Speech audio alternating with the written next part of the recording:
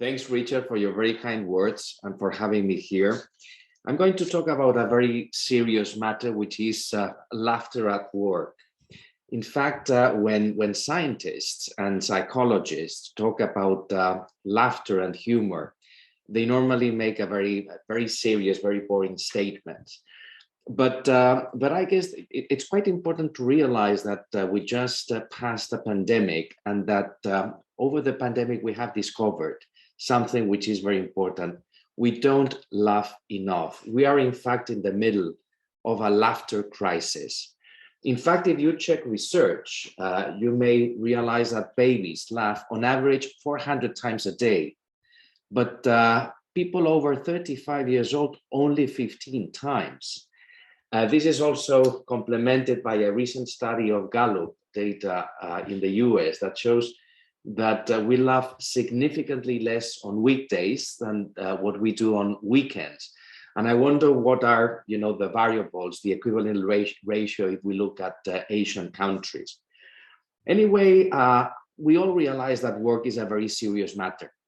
But probably we take the wrong assumption that productivity is essentially linked to seriousness, that laugh is a distraction.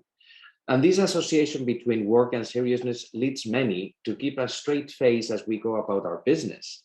At meetings or interviews, we should avoid mirth, be very practical, get to the point, avoid preambles, anecdotes, and other unproductive comments.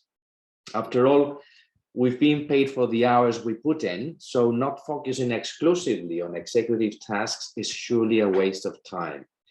This has been, of course, being emphasized, as we all realize, over teleworking, because meetings on Zoom or Teams, tend to be very much focused on decision-making and sharing information.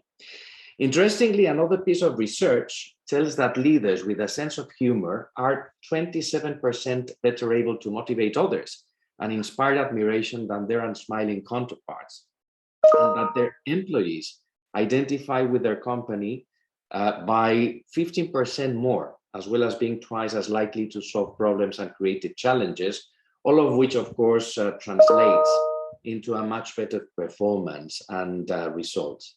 This is, of course, consistent with available data, showing that one of the factors that significantly improves job performance is having friends in the workplace, someone to laugh with and share jokes with. So the first conclusion that I would like to share with the audience is that taking a humorous approach to meetings and professional gatherings is a practice that will strengthen your leadership and make your work much more entertaining. However, allow me to share a few guidelines in order to manage, this sense of humor and playing jokes in the office. The first guideline or recommendation is not to turn a meeting into an open mic session. You must know when and how much humor to apply. A good belly laugh can bring people together, particularly in times of crisis. And I'm sure that we have all lived situations where by introducing humor, we are able to solve challenges and problems and get, to the solution much faster, even overnight. But not every encounter, of course, requires such catharsis. Sometimes a smile-inducing comment is enough, and we all know the salutary effects of wit. My second recommendation is that we avoid, of course, offending other people or groups with our jokes.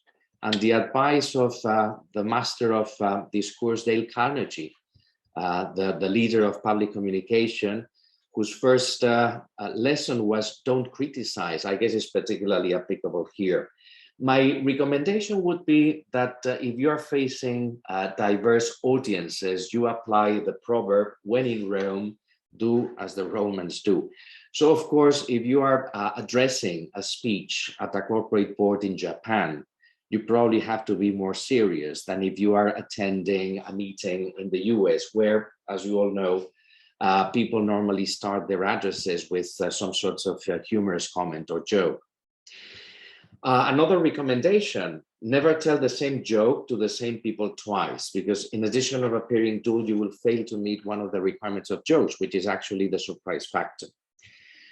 My third recommendation is that you do not let jokes and fun get in the way of your meeting agenda.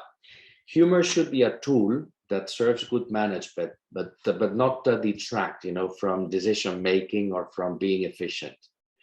The question of whether to use humor in circumstances of extreme gravity or adversity, of course, is a delicate one. And I believe that there's no one size fits all advice or maxim here.